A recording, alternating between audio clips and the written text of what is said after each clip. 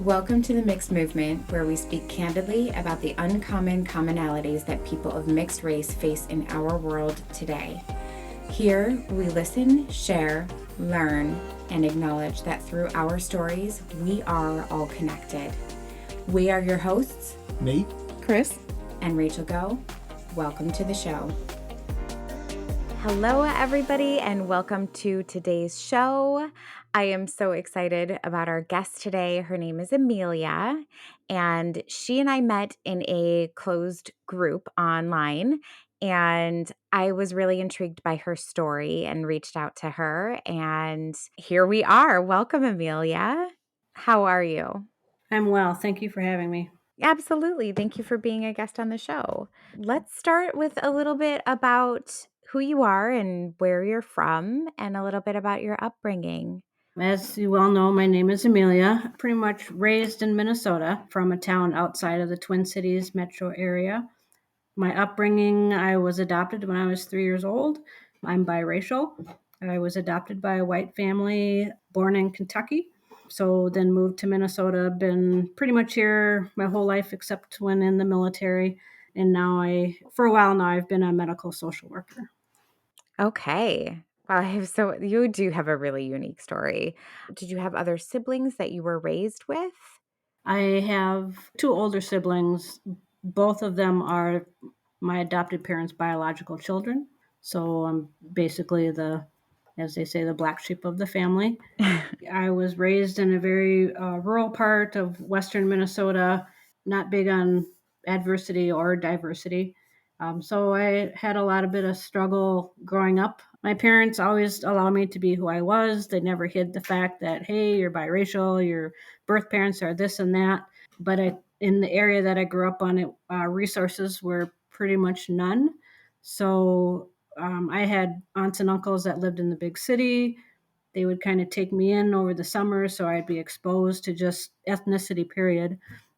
So I had that, but it was a struggle, even though, people say, well, you don't look this way or act that way. And I'm not really sure there's a way to look or act, but it caused a lot of problems with identity and for people to believe that, no, I am this and that. And so that's kind of how I got to be part of the, unapologetically biracial movement and just the Black movement, period. Thank you for sharing that. I do want to ask, your siblings, are they older than you? Both are older. Both Yep. are older.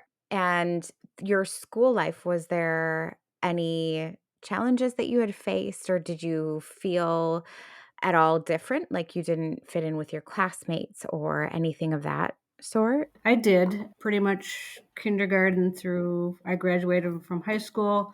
I was the only one, and probably still the only person of color that's probably lived in that town. And, some towns can be white, but they have exposure. And where I grew up never did. So it was different. I had a lot of bullying. And I can say that had I not been into sports or athletic, I don't know what road I would have traveled, but that was pretty much my saving grace because teachers didn't support it. My family supported, but they weren't educated enough. They didn't, my siblings weren't like, they didn't have my back. And even though that they knew, I just didn't have the support. I'm sorry. That had to have been really isolating for you. It was. Do you have a close relationship with your family still? Yeah. My mom and I have grown closer. I mean, we've always had a mother daughter, nothing really dynamic out of my family. We just don't have that closeness. Like I said, I'm also adopted. So that connection, that blood connection, I've always kind of missed out on that until recently. So, I wish we were closer. I wish my siblings, like how I would picture siblings as being close and that, but never really was. We all got along, but nothing really close. I'm sorry. I understand what that feels like myself, growing up a little bit like the black sheep, and how that can really shape how you view the world and how you navigate it. Now, you are adopted, and I'm very curious about this because I know that you had mentioned it previously to me, but you have recently in your life sought out your birth parents, your birth family, correct? Correct. And how did that start? How did you begin that process and where are you now? Well, I mean, I've always looked at that journey. I've always struggled with it. I've always looked for them and had non identifying information, which is basically what a person looks like. No names are involved. Basically race, age, size, build, color. And so I think my protest growing up was I didn't want to have to pay the agency that placed me money to find what my birthright is. And so, years and years and years later, when I turned 50, my dad said, well, let's screw it. Let's just hire a private detective and find your parents and be done with it. So that's basically how it happened, and Wow. found both. So your dad helped you begin this process? That's pretty incredible. Yeah. They've always been supportive of who I am, and you have birth family and that's your right, and never, very unconditional family. So that's kind of when the quest began, and yeah, hired a private investigator, and 2 weeks later had information on my at least my birth mother. So, That's incredible. And yeah. how long ago did you start this journey?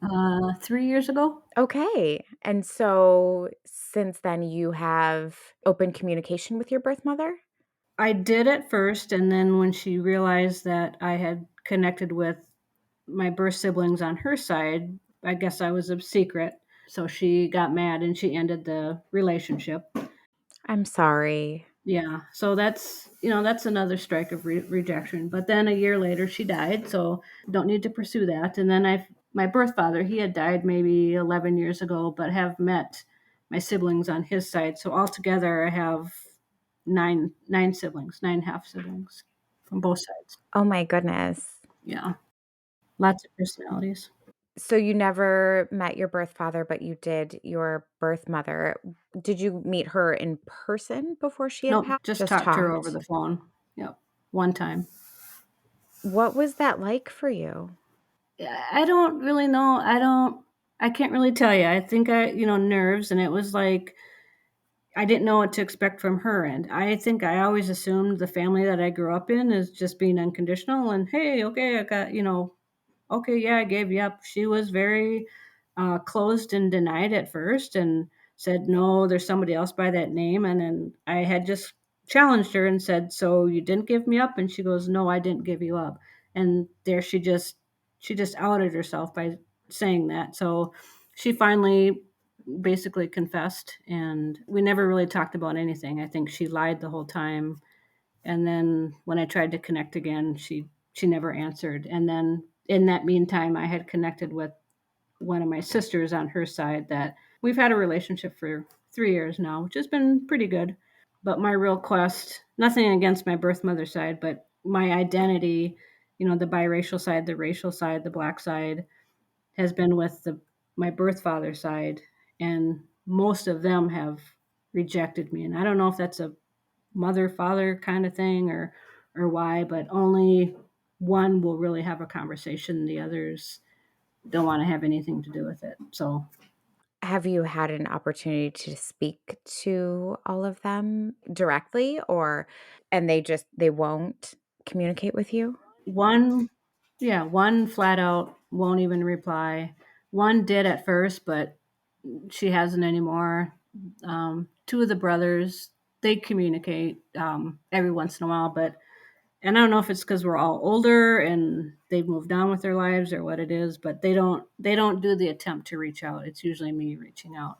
So I've just kind of have stepped back, and if it's important, they'll reach out. If it's not, it's not to them. And I don't think they realize this is about being biracial, but just the whole adoption side. A lot of biracial children are adopted, and just that whole dynamic with that also. Right.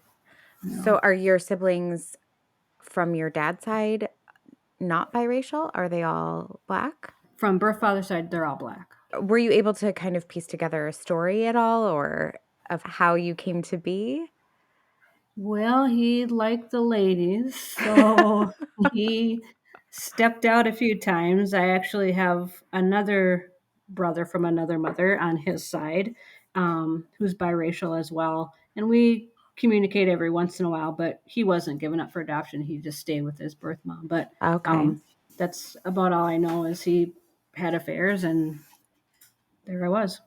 So I just have to point out that's incredibly brave of you to go down that path and go down that journey of trying to get answers for yeah. yourself, almost in a sense of closure.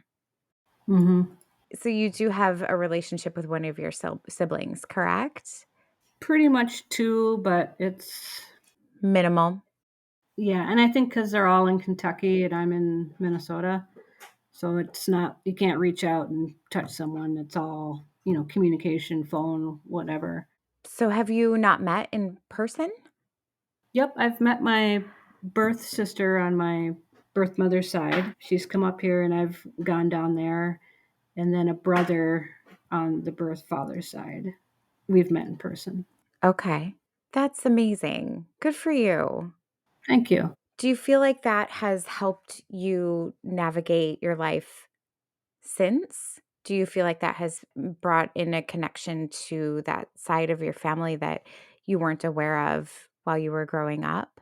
Not really. I mean, I've always known like my identity, maybe not knowing who they are, but I think the rejection piece is not, I mean, I know who I am and but I don't like they just they don't want the connection.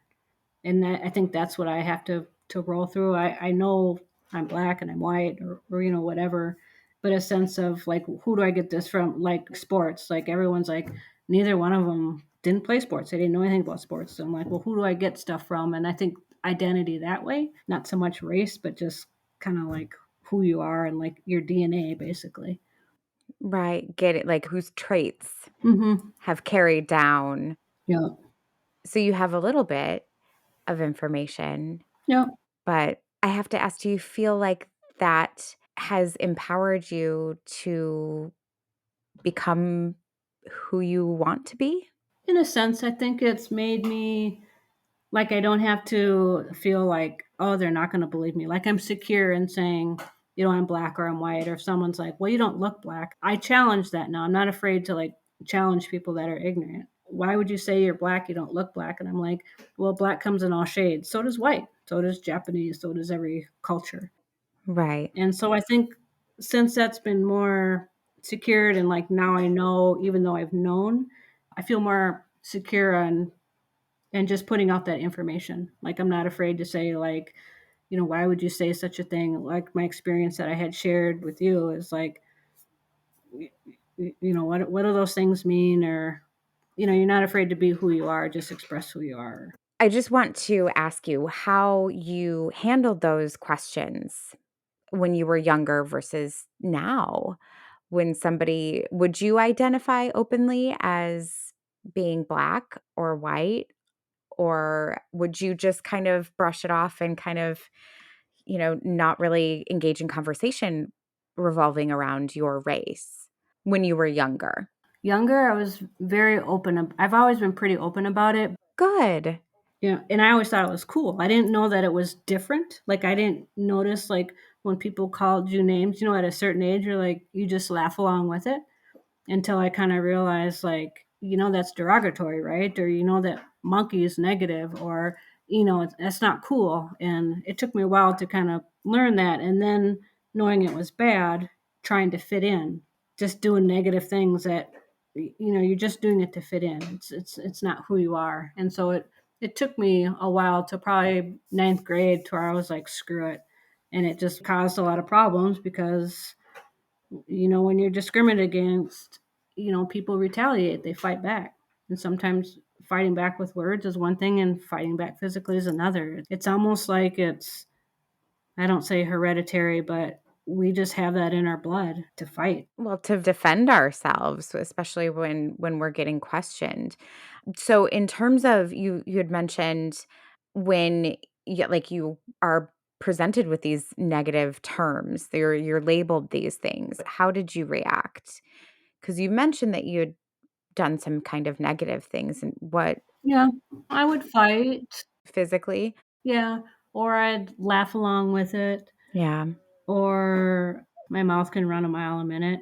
Just stuff like that. I mean, I didn't understand it. I mean, I understood it, but I didn't understand it. And then, I'd get in trouble versus having a parent or teacher say, "Hey, listen, it's not cool." Like, I didn't have that mentoring. I didn't have teachers saying like, "Oh, when you graduate from high school, you go to college." Like, no one was mentoring me. Like, what type of person am I supposed to be, or you're this or you're that, or or even like your own heritage, like Black heritage. And I knew it, but people made fun of it. Like, why would you like Stevie Wonder, or what's up with Michael Jackson, or I couldn't get into my own fit. Right. Even from two different sides of the fence, I still leaned a certain way, and to have it just rejected, or just blow it off if they call your name. That's not easy. I don't know why people No. think it's so easy to It's just brush not, off. and it's not okay either. As your life has progressed, like, into your early 20s and 30s, did you find that you were presented with the same types of questions and names? Some, or like filling out a form. Like, I see a lot of people Yes. post about, oh, when I was applying, there was no other. Like, I would just write it in, because I mean, I just would, because, and then people would question, like, oh, I see on your application you put Black. And I'm like, is there a problem? So, yeah, people are different shades. So if you're a light shade, you must not be Black or act Black or know what it's like to be Black, whatever that means to them. Therefore, it's okay to tell a Black joke or say something derogatory because you don't look it. Therefore, you don't know what it's like to be it. Huh. And I can say from my own experience, like, I have Black friends, but they don't know what, I shouldn't say all, but they don't know what discrimination is like I do. Like, I've actually been discriminated against for being Black, versus, seeing it on TV, the George Floyds, all this, because they're Black. If you grew up in a neighborhood with all Black people and never been like discriminated directly, you don't know what that feeling is like. You know Right. about it, but you don't know what it's like. So that's why I tell people, it's like, just because you're Black or you're darker than me just doesn't necessarily mean that you know what it's like to be discriminated against, or not gotten a job, or whatever it may be. A lot of people have, but in my experience, I can actually say that. That's a really good point and a really good perspective. Have you tried to have that conversation with people that you know? Or have you had that conversation? They just don't, it's more like, why do people have to know? And I said, well, it's identity, but I don't know what gives a person a right to make a Black joke in front of me, whether they know I am or not, with the excuse, well, you don't look Black. But why would you make the comment in the first place? Yeah. You make your own self look stupid. I don't make you look stupid, Right. you know. So that's where it stemmed from. And that's basically, I think, one of the biggest things that got me on the Unapologetically Biracial group. The incident that happened to me in January, that's how I got onto the group, was because of this situation. Like, I finally got to a point where, like, it's not cool, and I know other people out there have been in this situation. Let's talk about that situation that happened in January, if you don't mind sharing that story. Sure. So January, I had to work the weekend, which happened to be Martin Luther King Jr.'s weekend, the holiday weekend. And I was working with two other people, one a nurse and one a social worker. And conversation was being said, can't remember, but all of a sudden the nurse was saying something, or was talking about something, and I had said, I'm sorry, what did you say? And she started laughing, and I said, what's so funny? And already knowing this person, I kind of knew she was in the narrow, as far as being a little narrow minded, but not to this extent. So she went on started laughing, and she said, well, yeah, if we would have shot four more Black people, we would have had the whole week off, versus one day. Right. So four more people, we would have had What? 5 days off. Yep. That was on my post. And so when that was said, I didn't say anything because of behavior in the past. had I been outside of my work environment, the outcome would have been different. But I just bit my tongue, turned around, had to walk out, and she didn't even realize like what she had said. That it had offended you. Yeah. Right. And my colleague never ever said a word, and I'm like, I told her later, you're just as guilty as she is, especially being a social worker. I mean, right? And so when everybody came back to work, I had reported it, and it went up the chain, and my boss had called me in and said, well, yeah, we don't tolerate this, like we have a no zero tolerance policy. But she's full of shit. My boss has never ever mentored me or supported me in situations, and I'll explain. Because when she had said that, she never had once said, I'm sorry this happened to you, I'm sorry that she had said that. And I didn't say anything because I'm allowing her to dig her own hole. I don't need to dig it for her. So a few days later, I sent her an email and I said, I'm a person of color, right? 50 question marks. And so a day later, she calls me back in, and she didn't really acknowledge, but the conversation kind of went on and how I felt. And no, I don't want an apology from this person. Um, but her saying, oh, the professional thing would be to sit down with her and talk with her. No, that's not how Black people think. Sorry if I stereotype, but that's not what we do. And then conversation went on. Then 5 minutes later, she goes, oh, I really love your hair. And I thought, oh my God, this person is way beyond ignorant. That's just something that you don't do. And it's like, you're not educated on, it's like Native American people. There's certain things you do or say because they have their boundaries, right? Same with Black people. Black people don't comment about my hair if you don't like me. I mean, it's kind of that maybe stereotype or Do you feel like it was a little bit of a dig on you after? total, I'm trying to get out of my hole conversation. Yeah. And I'm like, never once have you complimented me on anything, and now you're going to say something about my hair.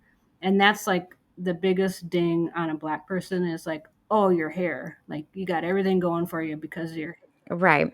And I didn't say anything.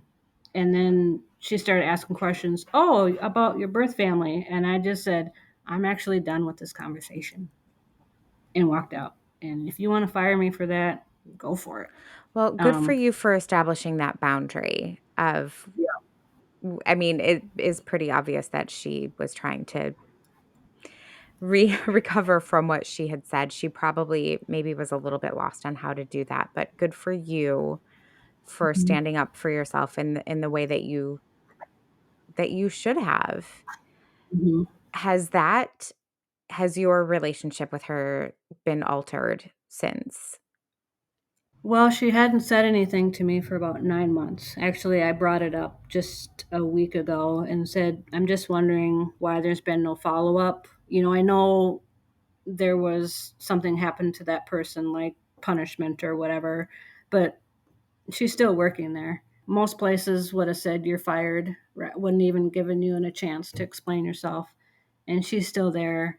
And I talked to HR and they said, well, we've done what we need to do. And then I said, well, is there anybody on HR that's of color? No. And I'm like, well, that explains that too. So I kind of feel like, how do we get people to understand like what we go through, and like why I don't feel it's appropriate, or why I don't want to accept her apology? Like, why do I have to be put back in a hostile environment? Why do I have to work with her again? Whereas and I asked my boss that question. Well, it's kind of just how it is, but just how we schedule. And there might be a day where you might just have to work with her. And in my head, I'm like, no. And she said, well, if you don't think you can handle it, then you need to file a disability. And I'm like, why can't you just not schedule me? I mean, it's too simple. Have you had to work with her since? Unexpectedly, once I did, yeah. And how was that? I didn't talk I wasn't even in the same room with her. I couldn't. I don't go in the place that the incident occurred. I won't. Her office if I had to. I don't touch it. And I've never had anxiety like I've had with this, even my whole life, like growing up with it until just recently.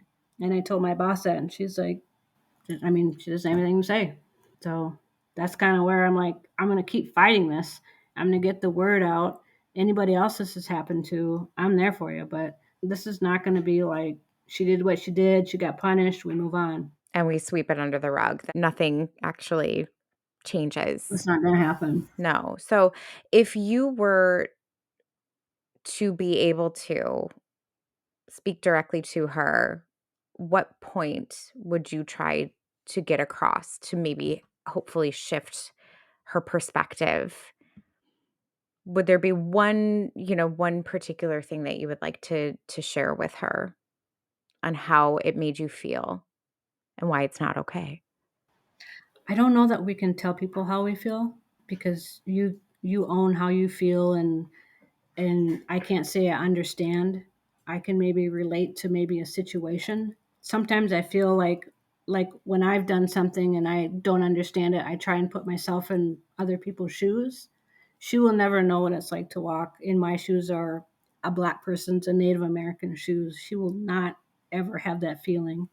And that's what I would say is, or wish is, stand in my shoes for one day. Let me drop you off in North Minneapolis or the hood or somewhere. You figure out how to survive, or let me know how you feel, or sit down and watch Selma, sit down and watch the George Floyd videos.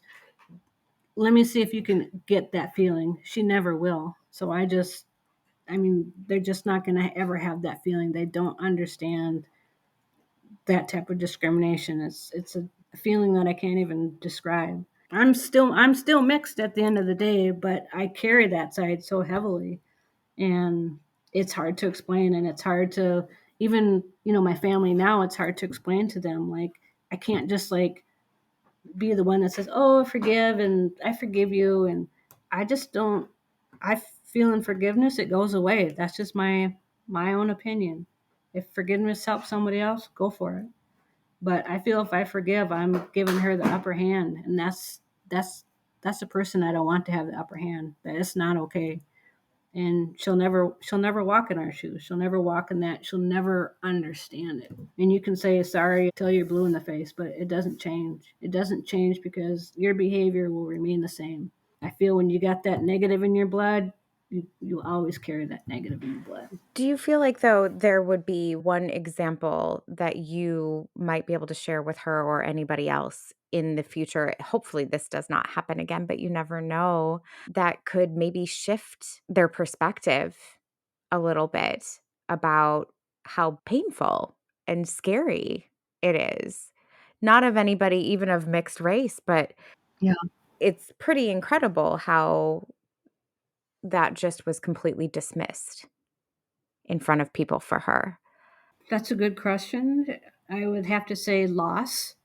I mean, think of your biggest loss if someone's ever had a huge loss in their life. I don't know. It just I don't know. Yeah. It's I would that's have to. it's tough. It's a tricky situation that not everybody has been faced with, especially those who are, speaking directly of those who are biracial. And especially, I know from my experience, I felt a little bit like a fly on the wall in certain situations where I've been in groups where people didn't know I was Black, and they're having these really, really inappropriate conversations in front of a Black person. And this hasn't happened in a long time. And when I did, I was younger and I just kind of zipped it. I absorbed it and I didn't say a word.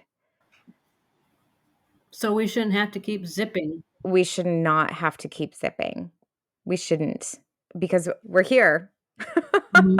Yeah. We are here. We're not going anywhere. And it's time to figure out how to navigate these situations because, on the other hand, too, we're both also white. Yep. We are. So to mix or feel like it's okay to say these things in front of anybody is not okay. But Right. most white people actually have Congo in them. So we're all technically Most mixed. most white people maybe aren't even all white, but I No. think it's just that population. I think, like natives or, but you've got that drop in you.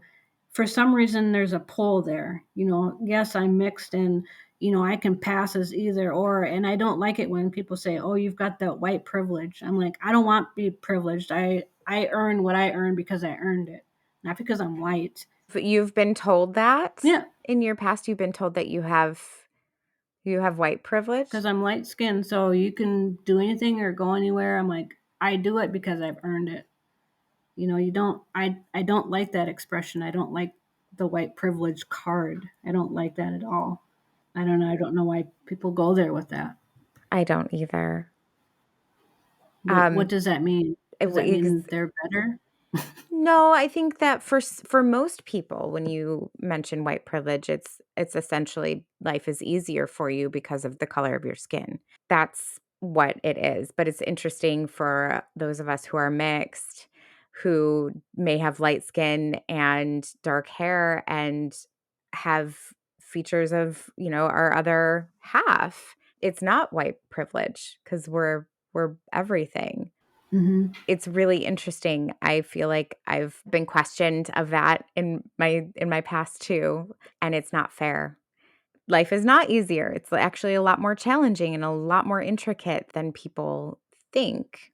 So, I do want to ask you this as far as identity and who you feel you connect with.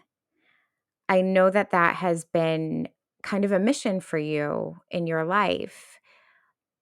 Have you felt like you have been accepted into one race or another that you're mixed with? I'd have to say not completely. My family, yeah. I mean, but they're again, they're on one side, and I sometimes feel like I have to act a certain way, or because they're not a person of color. And so then on the black side, it's like acting a certain way, and I can't do both. I don't have split personalities. I know where I feel most comfortable with And where's the black side, but I don't feel like totally like, because like black people really didn't come into my life like physically until I went to college. I knew about them, I saw them, but like knowing anybody personally, none, nada. And white people, yeah. And it was neither here nor there. But when I went to college, whole different thing. Like black guy, want to date and all, all this and all that. And I'm like, huh. I started figuring out like, oh yeah, it was identity. how did that feel for you to start to be involved in more of a Black community? It was good. Was it a little eye-opening for you? It wasn't eye opening in a sense like I didn't know like about culture or anything like that, but I wanted them to know like, again, it was like, you're black? Like some people could tell right away, like, oh yeah, that's a home girl or whatever. And then some people would question it. So it's still on both sides. So I think I've always been strong on knowing my identity. And I think that's my saving grace, is knowing that you come from these two different sides, but however you pull, that's up to you. And I'm secure with that. It's just more or less been more hurtful, like the black thing or whatever. And then people are questioning you about it. It's just, so it's almost like I've had to like learn how to be, or um this is who I am. And and some people are like, you're just you, just be you, we know you're a home girl, whatever it is. And you're in all shades. Some people get it and some people don't, and that's on both sides of my culture. Right. How do you think it would feel to be completely and utterly accepted into one race or another? What would that look like and feel like to you?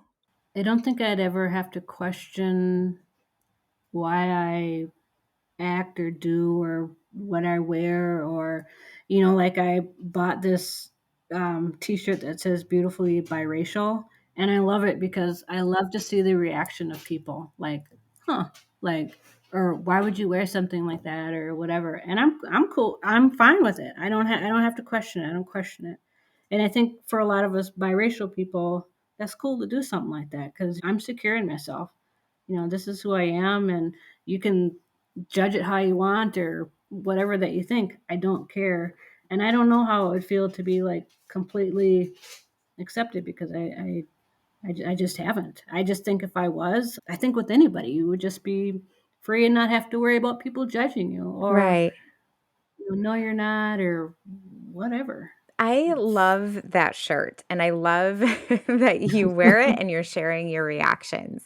And Yeah. when you like, do you feel like by wearing that and wearing being biracial so proudly, you actually might be creating your own community for others Yeah. like us where we are fully accepted?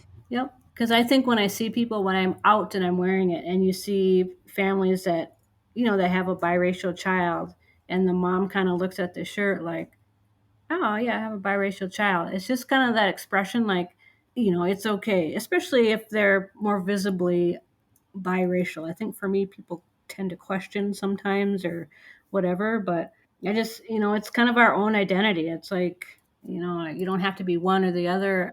Exactly. I really appreciate you sharing that, Amelia, because I know that a lot of us do struggle with identity. And I've been questioned, wow, you're black, you sound very white. And people, laugh it off. And that makes me kind of feel unaccepted. And I know I'm not alone. You're not alone. Everybody in our biracial community at some point or another has been questioned with identity. Why are you acting this way when you should be X, Y, or Z? I'm just really impressed and I'm very proud of you for wearing that and wearing Thank that you. so proudly and acknowledging others' interactions and reactions. I think that's beautiful. I think that's Thank amazing. I you. think I need to buy one now. Well, go ahead. Everybody, there's so many t-shirts out there. Yeah. Yes, I think Well, that's It's brilliant. it's like when you said that, like people say, why do you talk this way or that way? You look at Barack Obama. Like, Right, hello, has anybody ever read his? They just see him as a black man. right, Well, he has history to himself. I'm not trying, he's a homeboy, but he's also another homeboy. right, And he people just assume, or why do you talk that way because you're black? And I'd love to hear what he would say about that, even though how he was raised and where he grew up. I'd love to just hear him how he identifies and why, and just kind of him historically. No, I don't know that about him. right. I think that would be really fascinating to learn. Absolutely. So if he's listening, just saying. We'd love to have you as a guest. This is your formal invitation. Amelia, I'm going to ask you one last question that I ask all of our guests. Okay. If there is one legacy that you would like to leave behind, what would it be? Oh boy. Save the best for last. Sense of self and sense of humor. Ooh, That's two things, but I had to put them I together. love it. Yeah, loophole. So elaborate a little bit more about sense of self. Just able just to be me. I know people struggle with their identity, and like I said, where I grew up, keep your mouth shut, move on. Don't just don't be afraid. I think a lot of this movement, just just don't be afraid. If you're biracial and you want people to know it, know it. If you're black, know it. I mean, just own it. What's the worst thing someone can do is say something. That's just Exactly. like I said, and you can add humor to that. When people are racist, I just look at them as a big joke. Like I would hate to be angry.